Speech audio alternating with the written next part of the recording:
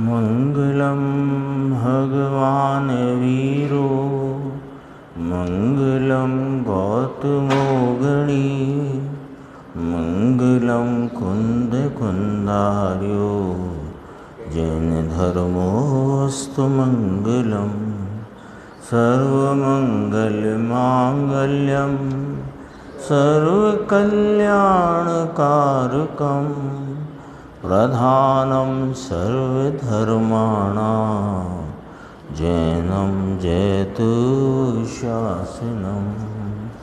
नमः समय साराय स्वानुभूत्या चकासते चित्स्वभावाय भावाय सर्वभावांतरचिरे। क्रमबद्ध पर्याय के विषय पर पूज्य गुरुदेव श्री के व्याख्यान आदि से संकलित ये पुस्तक, इसमें अपना गुरुदेव श्री के द्वारा जो नियम सार की स्वाध्याय के क्रम में क्रमबद्ध पर्याय की चर्चा कोई मुमुक्षु भाई के विशेष कहने पर उन्होंने इस प्रवचन में की है, उसकी चर्चा 2 दिन से अपनी चल रही है और उसका कुछ अंश अपन आज भी देखते हैं। पेज नंबर 254 है। भगवान अमृतचंद्र आचार्य देव ने कहा कि आत्मा का अकर्तापना दृष्टांत से सिद्ध करते हैं। 308 से 311 गाथा उसकी उत्थानिका में ये बात कही थी कि आत्मा का अकर्तापना दृष्टांत से सिद्ध करते हैं। उसमें क्रमबद्ध आ गया है कि प्रत्येक द्रव्य में गुण अक्रमवर्ती हैं और पर्याय क्रमवर्ती हैं। ये बात पहले ही आ गई थी कि जब जीव ज्ञाता दृष्टा होता है तब मैं पर की और राग की तथा स्वभाव की पर्याय को करूं, ऐसी बुद्धि नहीं रहती, ये कहना है। यानी अकर्तापने में यहाँ तक बात कहना है। कहाँ तक कहना है कि मैं पर की और राग की तथा स्वभाव की पर्याय को करूं, ऐसी बुद्धि नहीं रहती। कब? कि जब जीव ज्ञाता दृष्टा होता है तब। यही आत्मा की सन्मुखता का पुरुषार्थ है और यही क्रमबद्ध समझने का तात्पर्य अथवा कि फल है। शरीर की कोई क्रिया कर लेना या घरबार छोड़ देना वह पुरुषार्थ नहीं है। तो ये बात को अब कर्ता कर्म अधिकार की 103 गाथा से यहाँ पर लेंगे, फिर प्रवचन सार की 80 नंबर की गाथा से लेंगे, फिर तत्वात् श्रद्धानम सम्यक दर्शनम के न्याय से भी बात को यहाँ लेंगे। देखो अभी अपन देखते हैं, यहाँ से बात प्रारंभ करते हैं जिसमें 103 गाथा जो कर्ता कर्म अधिकार की है उसका यहाँ से उपोद्घात करते हैं। देखो कि दूसरे द्रव्य की पर्याय कहाँ इस द्रव्य में आ गई है कि उसे छोड़ना पड़े। ऊपर ही कहा ना, शरीर की कोई क्रिया कर लेना या घरबार छोड़ देना, वस्त्रादि छोड़ देना वह पुरुषार्थ नहीं है। दूसरे द्रव्य की पर्याय कहाँ इस द्रव्य में आ गई है कि उसे छोड़ना पड़े। तो वस्तु स्वरूप क्या कहता है कि एक द्रव्य की पर्याय भी दूसरे द्रव्य में प्रवेश नहीं करती। गुण तो प्रवेश करते ही नहीं, ये तो स्पष्ट है, पर एक द्रव्य की पर्याय भी दूसरे द्रव्य में प्रवेश नहीं करती, तो द्रव्य गुण तो कहाँ से प्रवेश करेंगे। और एक द्रव्य की पर्याय दूसरे द्रव्य में प्रवेश किए बिना उसका कार्य कैसे कर सकेगी। ये चर्चा कर्ता कर्म अधिकार में ली हुई है कि यदि कुम्हार घड़े का कर्ता हो तो कुम्हार को घड़ा होना पड़ेगा। ये न्याय लिया है ना वहाँ, इस युक्ति से बात की है कि कुम्हार कुम्हारत्व छोड़ दे और घड़ा हो जाए तो घड़े का कर्ता हो। क्यों? कि जिस कार्य रूप पर परिणमन, जो कार्य का परिणमन हुआ है उसका कर्ता उस रूप परिणमना चाहिए, तब वह उसका कर्ता है। तो एक द्रव्य की पर्याय दूसरे द्रव्य में प्रवेश किए बिना उसका कार्य कैसे कर सकेगी। और वस्तु स्वरूप का नियम है कि एक द्रव्य की पर्याय भी दूसरे द्रव्य की पर्याय में प्रवेश करती नहीं। तो एक द्रव्य दूसरे द्रव्य का कार्य करे, यह बात सरासर गलत है।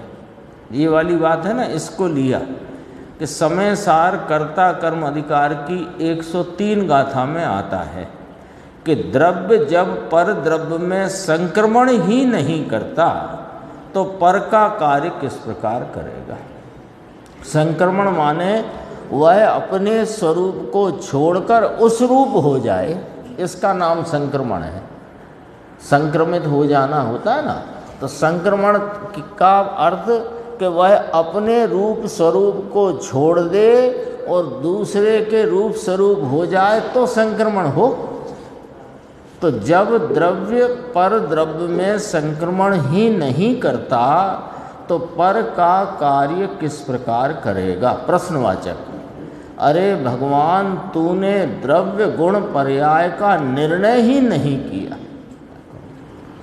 मूल बात है ये।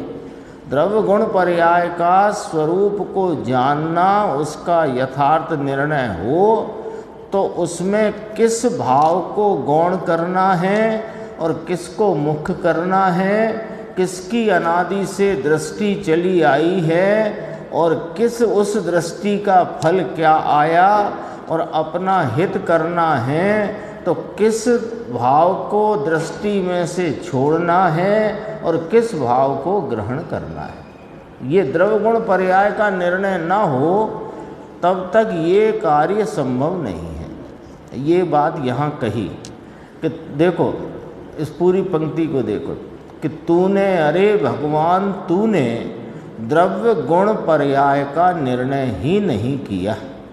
निर्णय कर तो सम्यक दर्शन हुए बिना रहता ही नहीं। दो बातें आ गई इसमें कि द्रव्य गुण पर्याय के निर्णय बिना सम्यक दर्शन होता नहीं और द्रव्य गुण पर्याय का निर्णय हो उसे सम्यक दर्शन हुए बिना रहता नहीं। अब कोई कहे कि द्रव्य गुण पर्याय का निर्णय तो हमें है तो फिर सम्यक दर्शन होना चाहिए। अपने सुबह भी ज्ञान गोष्ठी में यही विषय चल रहा है और सच कहें तो वो पूरे जितने भी उसमें अधिकार हैं उसमें एक वह भी एक महत्वपूर्ण अधिकार है द्रव्य गुण पर्याय का, है ना। पर्याय सुबह आया था ना, पर्याय की सत्ता भिन्न और द्रव्य की सत्ता दो भिन्न सत्ता कहने का प्रयोजन क्या है कि दो भिन्न सत्ता को दो भिन्न सत्ता सिद्ध करने से उनके उसमें जो तुम्हारी अनादि से पर्याय पर दृष्टि है वो छुड़ानी है और द्रव्य की दृष्टि करानी है। इसलिए वो निर्णय द्रव्य गुण पर्याय का होना चाहिए। ये बात यहाँ भी स्पष्ट कही। अब देखो, प्रवचन सार ज्ञान तत्व प्रज्ञापन की 80वीं गाथा, उसकी बात करते हैं। भगवान कुंद कुंद आचार्य, गुरुदेव कितने आचार्य भगवान का नाम कितने बहुमान से लेते हैं। भगवान कुंद कुंद आचार्य, कभी कहेंगे भगवान कुंद कुंद आचार्य देव। भगवान कुंद कुंद आचार्य प्रवचन सार ज्ञान अधिकार की 80वीं गाथा में कहते हैं, जो जानता अरिहंत को गुण द्रव्य अरु पर्याय पने, वह जीव जाने आत्म को उसे मोह क्षय पावे अरे। कि अहो, अब देखो इसमें से लॉजिक देखना, 3 पंक्ति में है, थोड़ी नीचे चर्चा है, ये ना। ये गाथा तो बहुत प्रसिद्ध है। जो जानता अरिहंत को गुण द्रव्य अरु पर्याय पने, वह जीव जाने आत्म को तो उसे मोह क्षय पावे अरे। अब देखो, अरिहंत का स्वरूप क्या है कि उनकी पर्याय में अनंत चतुष्टय रूप भाव प्रकट हुआ है, यानी केवल ज्ञान, केवल दर्शन, केवल सुख, केवल वीर्य का भाव प्रकट है। अब केवल ज्ञान जो ज्ञान का पूर्ण भाव है, पर्याय है ना, केवल ज्ञान की पर्याय, वो पूर्ण पर्याय है। पर्याय पूर्ण माने उसमें उसके स्वभाव की परिपूर्ण व्यक्तता है, तो केवल ज्ञान पूर्ण पर्याय है।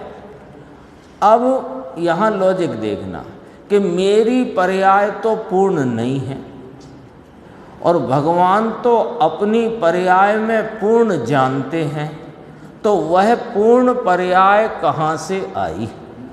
अब ये प्रश्न होना चाहिए यहाँ। जो जानता अरिहंत को गुण द्रव्य अरु पर्याय पने, तो उनका गुण द्रव्य जैसा है वैसा और उनकी पर्याय जैसी है वैसी जाने। तो क्या जानने में आया कि अरिहंत भगवान भी चैतन्य तत्व हैं, चेतन वस्तु हैं, चैतन्य आदि उनके अनंत गुण हैं और उनकी पर्याय में उनके चैतन्य आदि ज्ञान दर्शन गुणों की परिपूर्ण व्यक्तता का भाव है, पर्याय है। यानी वो पर्याय है, वो पूर्ण है। अब यहाँ से विचार किस दिशा में अपना आना चाहिए कि मेरी पर्याय तो पूर्ण नहीं है और भगवान अपनी पर्याय में पूर्ण जानते हैं, तो वह पूर्ण पर्याय या पूर्ण जानने रूपता की पूर्ण विकास रूप केवल ज्ञान पर्याय आई कहाँ से? आई कहाँ? विचार इस दिशा में आना चाहिए कि द्रव्य गुण में तो पूर्ण शक्ति है, शक्ति है, उसमें से आई है। जो गुरुदेव का प्रसिद्ध उदाहरण है 64 पैरी चरपराई लीडी पीपर में है तो प्रकट हुई है। तो द्रव्य गुण में पूर्ण शक्ति है तो उसमें से आई है। अब ये बात आई ना, अब ये निर्णय आया केवल ज्ञान की पर्याय परिपूर्ण ज्ञान की विकास रूप व्यक्तता की अवस्था है और मेरी पर्याय में अल्पता है। तो ये पर्याय की पूर्णता उन्हें प्रगटी कहाँ से कि गुण द्रव्य स्वरूप जो वस्तु त्रिकाल है उसमें वह शक्ति रही हुई है, उस शक्ति में से वह पूर्णता प्रगटी है। इतना एक निर्णय हुआ। अब आगे तो मेरे द्रव्य गुण भी पूर्ण हैं। आया कि नहीं आया? तो मेरे द्रव्य गुण भी पूर्ण हैं, तो उसमें से पूर्ण पर्याय आ सकती है। ऐसी अपने द्रव्य गुण का विश्वास भरोसा प्रतीति हुई। तो क्या हुआ कि सम्यक ज्ञान का उदय हुआ जो केवल ज्ञान को बुलाता है। सम्यक ज्ञान दूज का चांद है जो पूर्णिमा के चांद रूपता स्वरूप केवल ज्ञान को बुलाता है, क्योंकि दूज उगी है तो पूर्णिमा होगी ही होगी। कितना 4 पंक्ति में कितना गंभीर भाव है ना। और बहुत सीधी सच्ची सरल बात है, एकदम कोई भी समझे, नया व्यक्ति भी समझे कि केवल ज्ञान किसे प्रगटा है कि अरिहंत भगवान को उनकी पर्याय में वर्तमान में केवल ज्ञान रूप दशा व्यक्त प्रकट वर्तती है। उस केवल ज्ञान रूप प्रकट दशा आई कहाँ से कि गुण द्रव्य में शक्ति है, उसमें से आई है। शक्ति है तो जब उनकी द्रव्य गुण में पूर्ण शक्ति है तो मेरे द्रव्य गुण में भी पूर्ण शक्ति है, तो उसमें से पूर्ण पर्याय आ सकती है।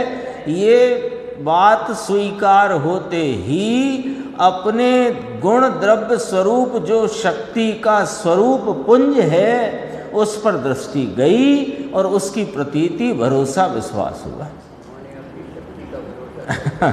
शक्ति का भरोसा किया, उस शक्ति स्वरूप वस्तु का पर्याय प्रति पर्याय में आलम्बन लिया और पूर्णता की प्राप्ति करी। अभी तो उपायोपय अधिकार भी चल रहा है, साधक दशा और साध्य भाव। देखो ऐसे अपने द्रव्य गुण पर दृष्टि जाने से उसका मोह क्षय को प्राप्त होता है। वह जीव जाने आत्म को, उसे मोह क्षय पावे अरे।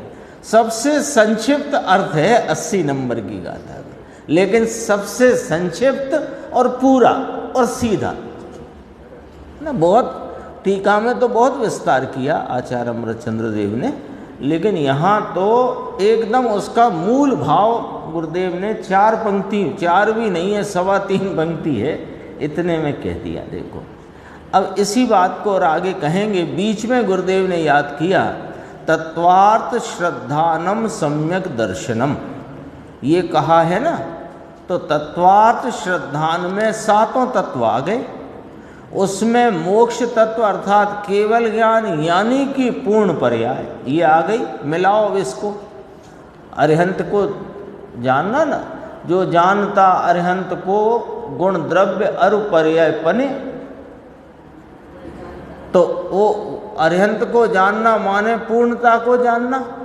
तो पूर्णता माने केवल ज्ञान, पूर्ण पर्याय, उसका निर्णय किस प्रकार होता है ये देखो गजब की बात। केवल ज्ञान है ना, तीन लोक के द्रव्य अनंत गुण और पर्याय अनंता जाने एक ही काल प्रकट केवली भगवंता, वो केवल ज्ञान में जो तीन लोक के समस्त पदार्थ और उनके अनंत गुण और उनकी तीन काल की पर्यायें, उसे वे जानते हैं अपनी केवल ज्ञान रूप अवस्था में। तो उस केवल ज्ञान रूप अवस्था का निर्णय कैसे करोगे? अभी तो केवल ज्ञान यहाँ है नहीं, अभी वर्तमान तो मति शुद्ध ज्ञान रूप अल्प ज्ञान वर्तता है। इस अल्प ज्ञान में केवल ज्ञान का निर्णय कैसे करोगे, ये पॉइंट है। अब देखो गजब की बात है। मोक्ष तत्व का तत्वार्थ श्रद्धानम सम्यक दर्शनम, अब उधर से मिलाई बात। तत्वार्थ श्रद्धानम तो सातों तत्व आए कि ना आए? तो सातों तत्व, मोक्ष तत्व माने पूर्ण भाव आया कि नहीं? मोक्ष तत्व माने आत्मा का परिपूर्ण लाभ रूप भाव, तो पूर्ण भाव आया कि नहीं आया? अब अपूर्ण ज्ञान मतिश्रुत ज्ञान रूप वर्तता हुआ अल्प ज्ञान, अपूर्ण ज्ञान, ये अपूर्ण ज्ञान उस पूर्ण ज्ञान पूर्ण अवस्था का निर्णय कैसे करेगा? ये सब विचार में लेने के पहलू हैं जो गुरुदेव अपने को समझो कि जैसे वो माँ कौर बना के दाल में गला के सब्जी में गला के खिलाती है, ऐसे तो अपने को परोसते हैं। यानी अपने को जो विचार करना चाहिए वो विचार की दिशा भी अपने सामने रखते हैं। तो उसका निर्णय किस प्रकार होगा भैया? अभी अल्प पर्याय में पूर्ण पर्याय का निर्णय मैं जानबूझ के रोका हुआ हूँ यहाँ, क्योंकि ये बात विचार में अपने में घूमनी चाहिए कि अल्प पर्याय में पूर्ण पर्याय का निर्णय कैसे होगा। तो कहते हैं कि पर्याय के लक्ष्य से पर्याय की प्रतीति नहीं होती। आ गया न्याय ख्याल में कि तुम क्या देखोगे? अभी तुम अपनी अल्प ज्ञान की पर्याय देखोगे और उसमें केवल ज्ञान की प्रतीति कैसे कर सकोगे?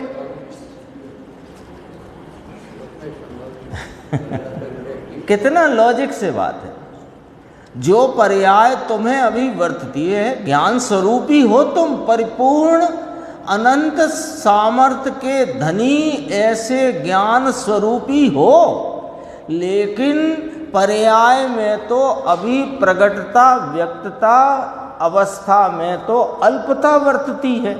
वो अल्प पर्याय ही व्यक्त है ना। तो अल्प पर्याय की व्यक्तता को देख करके तुम केवल ज्ञान रूपी परिपूर्ण पर्याय की प्रगटता जो है उसका निर्णय प्रतीति कैसे करोगे? क्योंकि पर्याय के लक्ष्य से पर्याय की प्रतीति नहीं होती। अल्पज्ञ पर्याय द्वारा सर्वज्ञ पर्याय का यानी मोक्ष का निर्णय करना है। क्योंकि तत्वार्थ श्रद्धानम सम्यक दर्शनम, सम्यक दर्शन केवल ज्ञान में थोड़ी होता है। सम्यक दर्शन तो मति शुद्ध ज्ञान के धारी को अपने स्वरूप के आलम्बन से होता है और वही साधक दशा बढ़ करके पूर्णता को प्राप्त होती है। तो देखो, सर्वज्ञ पर्याय का मोक्ष का निर्णय करना है, परंतु पर्याय के आश्रय से निर्णय नहीं होता, जीव तत्व के आश्रय से ही पर्याय का निर्णय होता है। लो, केवल ज्ञान का निर्णय तत्वार्थ श्रद्धानम सम्यक दर्शनम, उसमें मोक्ष तत्व आया कि नहीं आया? तो मोक्ष तत्व नाम पूर्ण भाव, पूर्ण पर्याय। पूर्ण पर्याय का जब तक श्रद्धा नहीं तो सम्यक दर्शन नाम नहीं। अब पूर्ण पर्याय का श्रद्धान कैसे करोगे कि अपने जीव तत्व का श्रद्धान होने से मोक्ष तत्व का श्रद्धान होता है।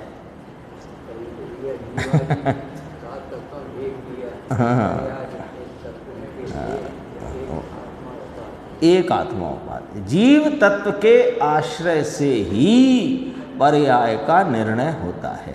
अब देखो क्या कहते हैं, ये प्रीति भोज परोसा जाता है भाई, ना। किसी ने प्रश्न किया था कि साहेब 20 दिन हो गए सुबह दोपहर का प्रवचन सुनते, क्रमबद्ध की चर्चा नहीं आई, ऐसा प्रश्न किया तो इतना स्पष्टीकरण आया।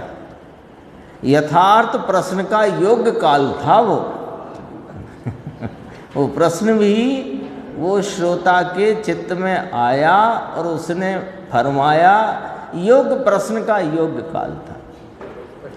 हाँ, फिर कहते हैं बात भैया जरा विचार के और मनन करने योग्य है। ये वास्तव में ये प्रवचन बहुत ही गंभीर है, तीसरा दिन है अपना इसको, लेकिन इसमें एक बहुत गंभीर न्याय और इसमें पूरी विषय वस्तु का प्रतिपादन गुरुदेव ने बहुत गहराई से किया है। एक ही है, वो ही चल रहा है, एक ही प्रवचन चल रहा है। अपन धीरे धीरे चल पाते हैं इसलिए वो ही चल रहा है।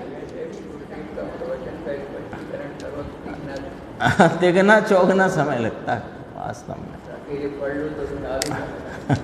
पढ़ लो तो उनने जितनी देर में बोला उससे आधे में पढ़ लोगे पढ़ने को।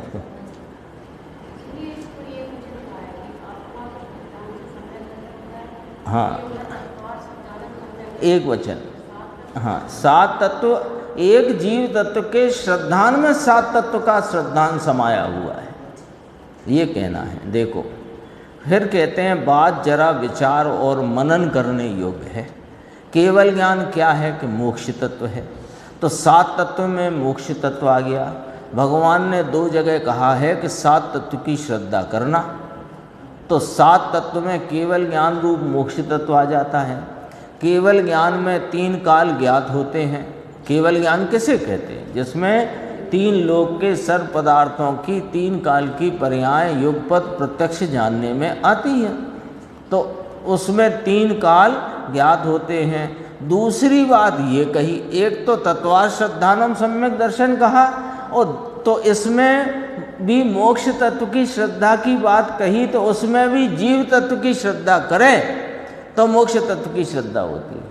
और दूसरी कही कि अरहंत के द्रव्य गुण पर्याय को जानता है वह आत्मा को जानता है। कहा ना, 2 जगह कहा, तत्वार्थ श्रद्धानम सम्यक दर्शनम, ये वाली बात उमा स्वामी के तत्वार्थ सूत्र में आई, और 80 नंबर ज्ञान तत्व प्रज्ञापन प्रवचन सार जी में ये बात आई। तो कहते हैं कि ये कहा कि अरिहंत के द्रव्य गुण पर्याय को जानता है वह आत्मा को जानता है। एक बार गुरुदेव ने बोला था कि हमको प्रवचन सार भी तब हाथ नहीं आया था और समय सार भी हमें नहीं मिला था, सन 71 या 73 की बात है, तब ये भाव हमने वहाँ पर सभा में कहा था, ये भाव प्रकट किया था। शब्द ये नहीं थे, भाव प्रकट किया था। यही देखो, तो वह आत्मा को जानता है जो अरिहंत के द्रव्य गुण पर्याय को जानता है। तो अरिहंत के द्रव्य गुण पर्याय में भी केवल ज्ञान आ गया कि नहीं आ गया? तो इस केवल ज्ञान का जानने में करता है, इस केवल ज्ञान का जानने में करता माने उस केवल ज्ञान को जानता है जो आत्मा को जानता है। लिया ना, जो अरिहंत को द्रव्य पने गुण पने पर्याय पने जानता है वह आत्मा को जानता है। तो उसने पर्याय पने जाना अरिहंत को, तो केवल ज्ञान जाना ना। तो कैसे जाना? केवल ज्ञान का जानने वाला हुआ तो कैसे हुआ कि जिसमें अनंत केवल ज्ञान की पर्याय की शक्ति पड़ी है, ऐसा अपना निज शुद्धात्म ज्ञायक भगवान निर्णय में आ जाता है। तब क्यों ऊपर अपन ने पढ़ा कि वो जो है भगवान की ये पर्याय कहाँ से आई कि उनके गुण द्रव्य गुण में पूर्ण शक्ति है, उसमें से आई, तो शक्ति तो मेरे में भी है। तो अपनी शक्ति का जो लक्ष्य करे, उसकी प्रतीति श्रद्धान करे, तो उसको वास्तव में केवल ज्ञान का निर्णय होता है। देखो, जिसमें अनंत केवल ज्ञान पर्याय की शक्ति पड़ी है, ऐसा आत्मा निर्णय में आ जाता है। किसको? कि जो अरिहंत को जानता है, द्रव्य पने, गुण पने, पर्याय पने, उसको अब नक्की हो गया ना कि अरिहंत को कौन जानता है? कि जो अपने आत्मा को जानता है वो अरिहंत को जानता है। इसी बात को कहें कि जो अरिहंत को जानता है वही आत्मा को जानता है, और जो आत्मा को जानता है वही अरिहंत को जानता है।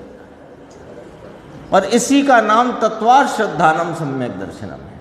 दोनों तरफ से बात घटित हुई, और देखना आगे, बहुत गंभीर है बात। गुरुदेव ने खुद ही कहा, ये बात बहुत विचार और मनन करने के योग्य है। ऐसे द्रव्य का आश्रय करने से केवल ज्ञान यानी मोक्ष पर्याय की श्रद्धा आती है। वहाँ वह जीव ज्ञाता दृष्टा हो जाता है। ज्ञाता दृष्टा हो जाता है माने अकर्ता हो जाता है। अकर्ता हो जाता है माने किसी पर्याय को आगे पीछे करने की बुद्धि उसकी खत्म हो जाती है, रहती ही नहीं। अकर्ता होने का तात्पर्य क्या? तो वो ज्ञाता दृष्टा हुआ तो पर में पर की पर्याय और अपनी पर्याय को हेर फेर फार करने की बुद्धि ही ना रही। यही पुरुषार्थ हो गया, यही पुरुषार्थ हो गया।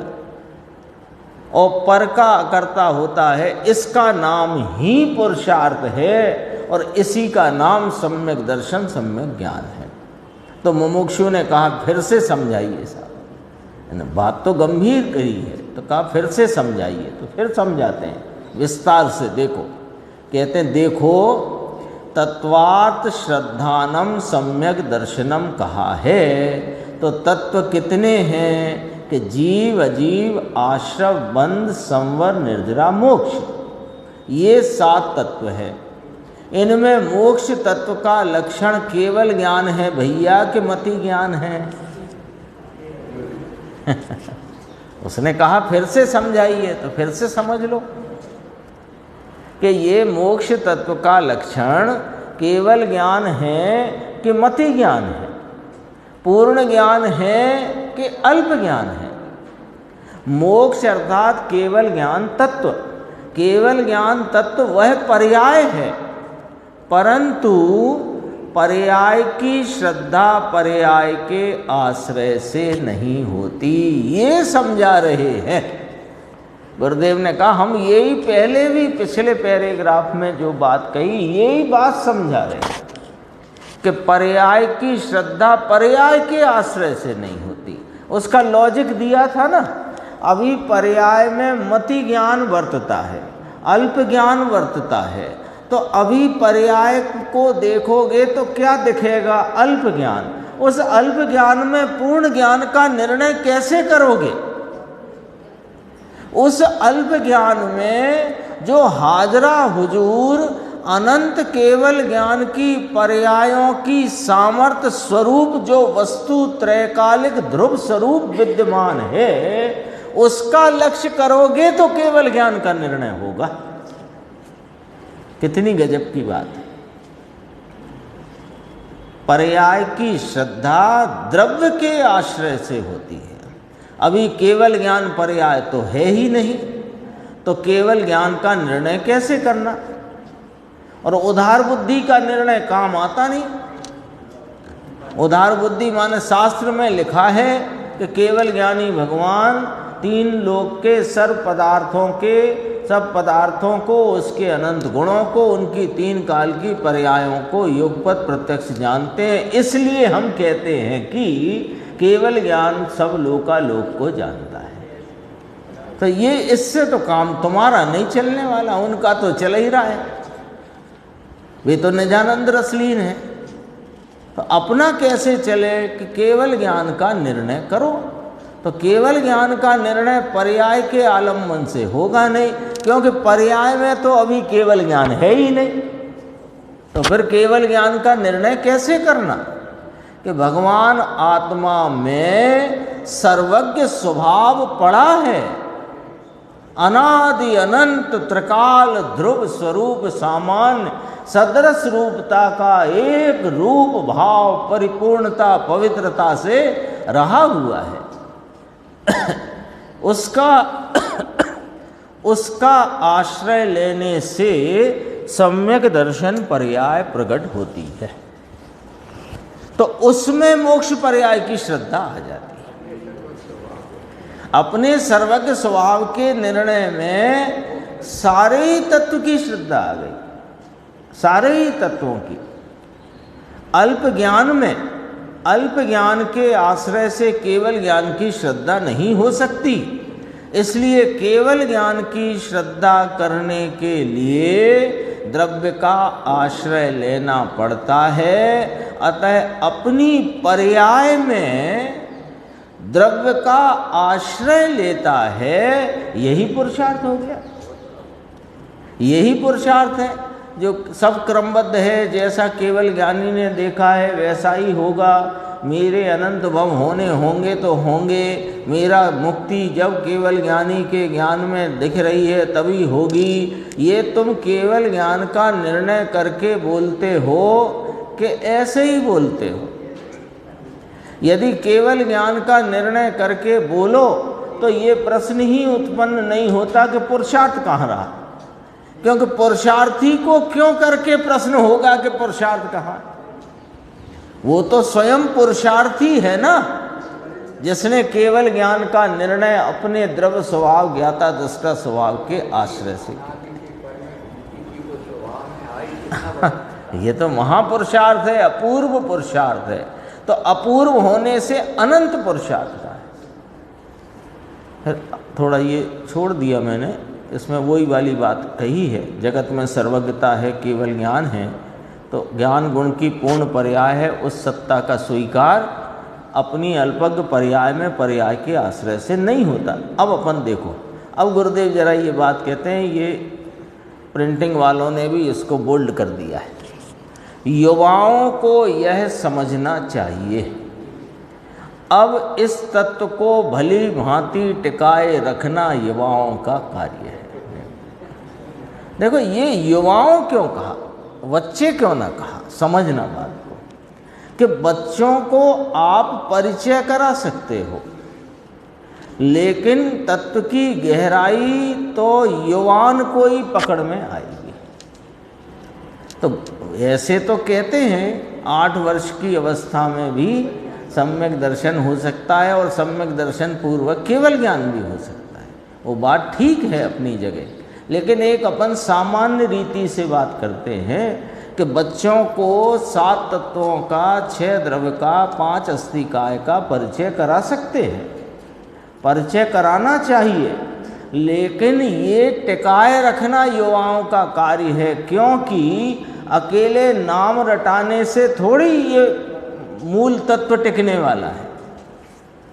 मूल तत्व तो उसकी गहराई को जो पकड़ कर और अपने तत्व स्वरूप को समझने की जिज्ञासा में आकर उसकी धगस में रहकर वर्तना करके उस धगस में वर्तता हुआ जो अपने स्वरूप का आलम्बन ले, दरअसल धर्म तो तब टिकेगा। हाँ, आगे बढ़ेगा। इसलिए निर्णय देखो, तत्वार्थ की श्रद्धा करना, वह सम्यक्त कहो उसको, तत्वार्थ श्रद्धानम सम्यक दर्शनम। और जो जानता अरिहंत को गुण द्रव्य अरुपर्यय पने, वह जानता है आत्म को, उसे मोक्ष ही शीघ्र ही क्षय करे। तो ये दोनों बातें एक ही बात है, ये यहाँ कहना है। तत्वार्थ की श्रद्धा करना वह सम्यक्त कहो, या अरिहंत के द्रव्य गुण पर्याय को जानने से सम्यक्त कहो, किसी भी प्रकार से कहो, उसमें द्रव्य का आश्रय की ही बात है और द्रव्य के आश्रय से ही सम्यक दर्शन की प्राप्ति होती है। भगवान आत्मा के आश्रय बिना सम्यक दर्शन होता ही नहीं। इसलिए क्रमबद्ध में भी यही बात है। क्रमबद्ध में भी 308 से 311 गाथा, उसकी उत्थानिका में टीकाकार आचार्य भगवान कहते हैं कि अब आत्मा का अकर्तापना दृष्टांत द्वारा कहते हैं, उसमें क्रमबद्ध की बात करी। जो क्रमबद्ध में भी यही बात है कि जिस समय में जो पर्याय होनी है वह होती है, तो वो पर्याय आती कहाँ से है कि द्रव्य में से आती है। तो द्रव्य में से आती है तो द्रव्य का निर्णय करने जाता है। तो मैं ज्ञान स्वरूप हूँ, चिदानंद हूँ, ऐसा निर्णय हो, उसका नाम पुरुषार्थ है। यही पुरुषार्थ है। फिर क्या कहते हैं, देखो, इस विषय की चर्चा करना आवश्यक है। ये विषय चर्चा में, स्वाध्याय में, विचार में, चिंतन में, मनन में चलना चाहिए, ये कहते हैं। अभी बहुत गड़बड़ चलती है। सर्वज्ञ की श्रद्धा में ही अभी विवाद है। एक समय का ज्ञान, 3 काल 3 लोक में सब निश्चित है, ऐसा जानता है। अनिश्चित कुछ होता ही नहीं। वस्तु कभी अनिश्चित नहीं होती। सामान्य द्रव्य गुण की व्यवस्थित व्यवस्था वही उस सामान्य का विशेष है। अब जरा ये एक और शैली यहाँ पर आई गुरुदेव की, सामान्य विशेष की शैली, इसमें से सिद्ध करेंगे। यहाँ से पकड़ना बात को। जो ऊपर कहा ना, सर्वज्ञ की श्रद्धा में ही अभी विवाद है, क्योंकि क्रमबद्ध की बात जब गुरुदेव की तरफ से उद्घाटित होकर के जब सब ओर आई, तो कई लोग इस प्रकार कहने लगे। कई लोग माने सामान्य नहीं, विद्वान नाम धराने वाले पंडित, वे कहने लगे कि भूतकाल की पर्यायों को तो वे जानते हैं, पर भविष्य की पर्यायों को तो होंगी तब जानेंगे। सर्वज्ञ के संबंध में ही विवाद खड़ा कर लिया। क्यों? क्योंकि यदि भविष्य की पर्याय को भी वे अभी ही जानते हैं तो निश्चित हो गई ना, और निश्चित हो गई तो फिर निमित्त के बदलने से कार्य बदलता है। ये वाला सिद्धांत, ये जो फुदड़ीवाद है, इसको कौन संभाले? फिर बड़े बड़े विद्वानों ने ये बात करी। तब गुरुदेव यहाँ फरमाते हैं सर्वज्ञ की श्रद्धा में ही अभी विवाद है। अब देखो नीचे क्या कि उनके एक समय के ज्ञान में 3 लोक के सर्व पदार्थ और उनकी 3 काल की पर्यायें जानने में आ रही हैं। क्यों? क्योंकि वे निश्चित हैं। इसलिए निश्चित नहीं होती तो कैसे जान लेते कि इस काल में ये पर्याय इस द्रव्य की होगी? कैसे जानते? तो निश्चित है तो इसका मतलब है अनिश्चित कुछ होता नहीं, और अनिश्चित नहीं होता तो जितने जगत के पदार्थ हैं उनमें कोई अनिश्चितता नहीं है। पदार्थ किस रूप से रहे हुए हैं कि सामान्य विशेष रूप से। सब जगत के सर्व पदार्थ सामान्य विशेषात्मक हैं। तो वो जो उसका द्रव्य और उस द्रव्य के आश्रय से रहे हुए अनादि अनंत रहने वाले उसके गुण स्वभाव वे सामान्य, और उसकी विशेष उसकी व्यवस्थित व्यवस्था ये उसका विशेष है। व्यवस्थित व्यवस्था, व्यवस्थित व्यवस्था माने निश्चित अवस्था, इसका नाम व्यवस्थित व्यवस्था। निश्चित अवस्था यानी व्यवस्थित व्यवस्था, वो सामान्य का विशेष है। ठीक है? तो सामान्य में से व्यवस्थित जिस समय जो विशेष अवस्था होने वाली है वही होती है। अरे ऐसा वस्तु सिद्ध करती है। वस्तु कैसे सिद्ध कर रही है कि वो वस्तु केवल ज्ञानी के ज्ञान में ज्ञेय रूप है कि नहीं? अच्छा, तो वो वस्तु, कोई एक वस्तु लो तो सब वस्तुओं का निर्णय हो जाएगा। तो जो वस्तु, कोई वस्तु लो, वो केवल ज्ञानी परमात्मा के केवल ज्ञान के में ज्ञेय रूप है कि नहीं? है तो गेय रूप है, तो वो किस रूपता से उनको गेय हो रही है कि अपनी तीन काल की पर्याय रूप विशेषों सहित। सामान्य विशेषात्मक है ना वस्तु, अब ये वाला लॉजिक चलेगा यहाँ। सामान्य विशेषात्मक वस्तु है तो वो सामान्य विशेषात्मक वस्तु सामान्य विशेष रूपता से जानने में आ रही है। ऐसा थोड़ी है कि अकेला सामान्य जाने और विशेष ना जाने, तो फिर वस्तु को समग्र कहाँ जाना।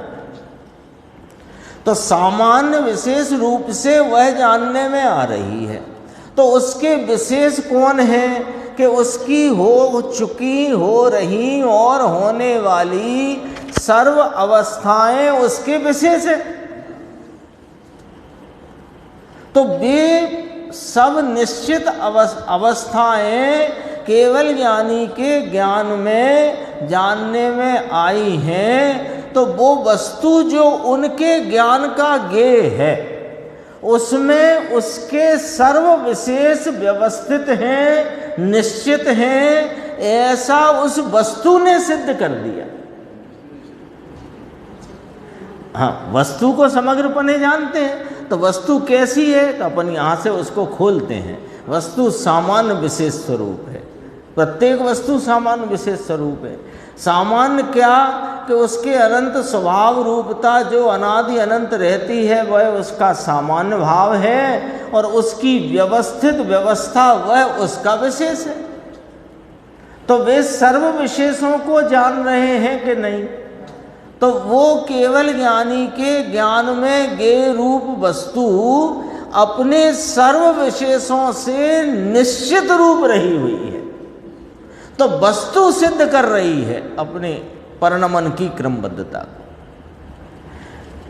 कल आया था लोकालोक में केवल ज्ञान में लोकालोक निमित्त है और लोकालोक में केवल ज्ञान निमित्त है, ये चर्चा आई थी। अब यहाँ क्या कहते हैं, वस्तु सिद्ध कर रही है। हाँ, एक है, एक का लो तो सबका नक्की होता है। एक वस्तु कोई लो, वो उनके ज्ञान का गेय है कि नहीं, क्योंकि कोई ऐसी पदार्थ है नहीं जो उनके ज्ञान का गेय नहीं हो। तो ज्ञान का गेय है तो ज्ञान का गेय किस रूप से है कि अपने सामान्य विशेष स्वरूप से। तो वो वस्तु सामान्य विशेष स्वरूप से उनके ज्ञान में जानने में आती है, तो इसका सामान्य विशेष स्वरूप बना हुआ है। तो सामान्य तो है ही, अरे उसकी सर्व विशेष अवस्थाएं भी अपनी क्रमबद्धता से व्यवस्थित हैं, अभी हैं तब तो जानने में आई, तो वस्तु ने सिद्ध किया। इधर से बात घटाइए, देखो यह सम्यक एकांत है। सुनो, अब त्रिकाल सामान्य है, उसमें विशेष अवस्था होती है। वस्तु कैसी, सामान्य विशेषात्मक। तो सामान्य विशेषात्मक में सामान्य क्या और विशेष क्या, ये भी तो समझना है। तो सामान्य माने अपने अनंत स्वभावों को धर के रहा हुआ त्रिकाली अनादि अनंत भाव, वो सामान्य, और उसकी वर्तमान वर्तती हुई अवस्था वो उसका विशेष। तो वर्तमान वर्तमान करके अनादि अनंत है, तो तीन काल समा गए कि नहीं उसमें। तो तीन काल की एक एक समय की पर्याय वो उसका विशेष है, और वो विशेष किसका है कि सामान्य का है। और ऐसी सामान्य विशेष रूप वस्तु केवल ज्ञानी के ज्ञान में जानने में आती है। एक आती है इस रूप से, तो सभी आती हैं इसी रूप से। तो सब पदार्थ अपने क्रम नियमित परिणामों से उत्पन्न होते हैं। ये बात नक्की हुई। आगे देखो, आपने कहा ना साहिब कि सामान्य में विशेष नहीं होता। जब दृष्टि के विषय की बात करें तो वह सामान्य ज्ञान सामान्य कहो, ज्ञायक सामान्य कहो, अपना ध्रुव सामान्य कहो, वह विशेष नाम पर्यायों की हलचल से रहित है। ये बात दृष्टि के विषय को बताने के लिए बराबर है, यही है बात। तो फिर गुरुदेव कहते हैं कि सुनो, अब इसमें गुरुदेव ने बहुत गंभीरता से पूरी बात समझा दी। जो सुबह विषय चला ना अपना, वही विषय यहाँ आ गया। वह तो विशेष का अंदर अभाव है, अंदर अभाव है। अंदर माने क्या? अब 49 गाथा याद करो समय सार जी की, कि जो पर्याय है वो व्यक्त है, तो उस पर्याय की व्यक्तता अपेक्षा जो त्रिकाली ध्रुव भाव है वो अव्यक्त है ना। तो अब इसी को और आगे फलित करते हैं कि जो पर्याय है वो बाह्य प्रकट है और जो स्वभाव है वो अंतर में रहा हुआ है। तो अंदर में जो सामान्य स्वरूपता है उसमें बाह्य में वर्तते विशेष का अभाव है। आ गई बात समझ में? नहीं आई बात?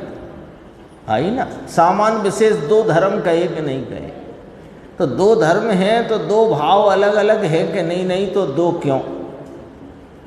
तो दो को दो रूप से समझो कि सामान्य किसे कहा कि जो त्रिकाली अनादि अनंत रहने वाला ध्रुव स्वरूप भाव है उसका नाम सामान्य है, और एक एक समय वर्तती अवस्था वो उसका विशेष है। ठीक है ना। तो उस विशेष नाम पर्याय का अंतर स्वरूप अपना ध्रुव सामान्य उसमें अभाव है, परंतु परिणमन होता है वह सामान्य के आश्रय से ही होता है, अधर से नहीं होता है। वो विशेष सामान्य का ही है। पहले आ चुका है गुरुदेव का एक सूत्र, वस्तु सामान्य विशेषात्मक है। यहाँ उसे याद करते हैं अपन। वस्तु सामान्य विशेषात्मक है, सामान्य है वो विशेष नहीं, विशेष है वो सामान्य नहीं, सामान्य बिना विशेष का नहीं, विशेष सामान्य बिना का नहीं, तथापि सामान्य विशेष रूप नहीं होता, विशेष सामान्य रूप नहीं होता, फिर भी वस्तु सामान्य विशेष। आ गए ना, पूरे पूरे पूरे भंग आ गए इसमें सामान्य विशेष। ये बात यहाँ के परिणमन होता है वह सामान्य के आश्रय से ही होता है। क्यों कि परिणमन व्यक्तता, पर्याय के संबंध में ये शब्द तो याद ही कर लो, व्यक्तता को पर्याय कहते हैं। तो पर्याय माने विशेष, विशेष नाम व्यक्तता। तो व्यक्तता में कौन व्यक्त होता है? परद्रव्य के स्वयद्रव्य, स्वयद्रव्य का ही अपना भाव व्यक्त होता है, जितने अंश हो उतने। तो वो स्वयद्रव्य के आश्रय से ही होता है, परद्रव्य के से नहीं। फिर कहा पूरा द्रव्य अनंत गुण का पिंड है और एक समय की पर्याय जितना नहीं है, इसलिए कहा सामान्य जो अंतर स्वरूप है उसमें विशेष का अभाव है। विशेष एक समयवर्ती है, सामान्य त्रिकालवर्ती ध्रुव है। आया था ना, द्रव्य स्वभाव त्रिकाल रहने वाला, कभी न बदलने वाला भाव वो द्रव्य है, और एक एक समय रहने वाला और बदलने वाला वो पर्याय है। यहाँ भी वही बात की, वस्तु के दो धर्म हैं, सामान्य और विशेष। यदि सामान्य में विशेष हो, यदि सामान्य में विशेष को समाहित मानो तो सामान्य एक रूप नहीं रहता। अब न्याय समझो, सुबह आया था कि वो दो धर्म सिद्ध करने का क्या प्रयोजन है, अथवा द्रव्य पर्याय की सत्ता भिन्न भिन्न अस्तित्व या सत्ता सिद्ध करने का प्रयोजन क्या है? कि वो वस्तु के स्वरूप को वहाँ बताने का और श्रद्धा कराने का प्रयोजन है। ठीक है। तो सामान्य में यदि विशेष हो, विशेष कैसा है? बदलता हुआ भाव। तो सामान्य कैसा है? कि एक रूप भाव। यदि बदलता हुआ भाव सामान्य में मानोगे तो सामान्य एक रूप नहीं रहता, और विशेष में आ जाए तो सामान्य ही नहीं रहता, वो विशेष हो जाएगा। आप तो मीमांसा में कहा है कि दो धर्म को सिद्ध करना हो तो, ये न्याय का ग्रंथ है आप मीमांसा, उसमें न्याय की बात रखी गई। क्या कहा? दो धर्म को सिद्ध करना हो तो दूसरे की अपेक्षा बिना समझना पड़ेगा, तब वो समझ में आए। तो वस्तु तो सामान विशेषात्मक है, फिर आप सामान को विशेष से अलग क्यों कहते हो? अरे हम दो कहते हैं कि नहीं कहते, पहले ये तो पकड़ो। सामान्य विशेषात्मक दो भाव कहे कि नहीं कहे? तो सामान्य और विशेष में भिन्नता नहीं होती तो दो कहते क्यों? अब दो कहे तो सामान्य को विशेष की अपेक्षा बिना समझो और विशेष को सामान्य की अपेक्षा बिना समझो। निरपेक्ष समझोगे, उसको विचार में लेकर निर्णय निरपेक्षता से करोगे तो समझ में आएगा। सामान्य को सामान्य रूप और विशेष को विशेष रूप जैसा है वैसा समझना पड़ेगा। परंतु फिर यह सामान्य किसका कि विशेष का, और विशेष कहाँ से उत्पन्न हुआ? सामान्य में से, ऐसा समझना। वे सामान्य विशेष दो हैं ये भी समझना, पर विशेष किसका कि सामान्य का, और सामान्य किसका कि वो विशेष जो है उसी का सामान्य है। सर्वज्ञ के सिद्धांत संतों ने कहे हैं, उस प्रत्येक में चारों ओर से एक ही बात सिद्ध होती है। भगवान आत्मा विशेष रूप परिणमता है, वो जो परिणमन है वह सामान्य का ही अंश है, परंतु वह पर्याय रूप अंश है, और सामान्य है वह त्रिकाल ध्रुव रूप अंश है। चार भाव विशेष रूप हैं, पांच भाव कहे, एक परम पारिणामिक भाव, वो सामान्य भाव, ध्रुव भाव, अनादि अनंत भाव, और चार भाव पर्याय भाव कहे, है ना। अब वही वाला फ्रेम खड़ा किया, वो फ्रेम यहाँ रखना अभी, कि वो जो सामान्य है वो चार भाव रूप नहीं होता और चार भाव सामान्य रूप नहीं हो जाते। आ गई ना बात स्पष्ट? चार भाव विशेष रूप हैं, वे सामान्य रूप नहीं हो जाते, और सामान्य है वह विशेष रूप नहीं हो जाता। ऐसा समझे तो दो धर्म सिद्ध होते हैं। और कहते हैं यदि हित करना हो तो ये समझना पड़ेगा। हाँ, ये पंडिताई के लिए नहीं समझना है, हाँ, परीक्षा देने नहीं समझना है, प्रश्नोत्तरी भरने नहीं समझना है, ये समझना है अपने हित के लिए। सच्चाई तो ये है, यदि हित करना हो तो ये समझना पड़ेगा। मूल रूप से समझे बिना चलेगा तो हित नहीं होगा, यानी मूलता से बराबर समझे बिना ऐसे ही चलाओगे, ठीक है ये भी ठीक वो भी ठीक, तो क्या हित नहीं होगा, सम्यक दर्शन नहीं होगा। मिथ्यात्व के नाश बिना व्रत पाले तप करे तो भी चार गति के बंधन में से नहीं छूटेगा।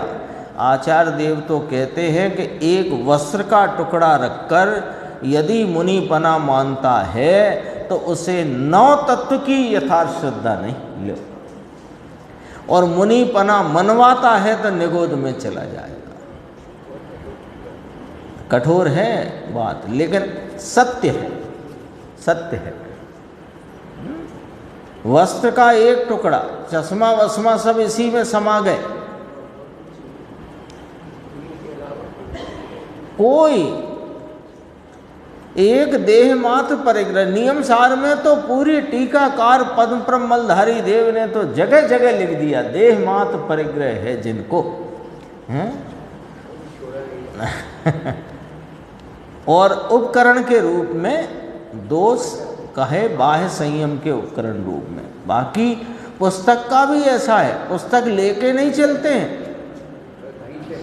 जहाँ हैं वहाँ लिखते हैं अथवा पढ़ते हैं और वहीं छोड़ते हैं, साथ में लेके नहीं चलते। ये समय सार, प्रवचन सार आदि ग्रंथ और उनकी टीकाएं ये जो रची गई और वहीं रख दी गई जहाँ है मुनिराज, वो तो श्रावकों ने संभाल कर व्यवस्थित क्रम से रखी तो अपने को मिल गई। वे तो कोई प्रवचन सार में गाथा आती है चरणानी योग सूचक चूलिका में, वे कोई कर्म प्रक्रम अपने नहीं रखते। इसका अर्थ है कोई जिम्मेदारी यहाँ माथे पे रखते नहीं। मैं ये पूरा करूँगा ग्रंथ, ऐसी भी उन्हें जिम्मेदारी नहीं है, विकल्प है ऐसा। कई बार कहते हैं, मंगलाचरण करते हुए कहते मैं अब परमात्म प्रकाश कहूँगा, मैं समय पाहुड़ कहूँगा। तो कहूँगा ऐसा विकल्प है तो कह दिया, पर पूरा करूँगा ऐसी जिम्मेदारी नहीं है।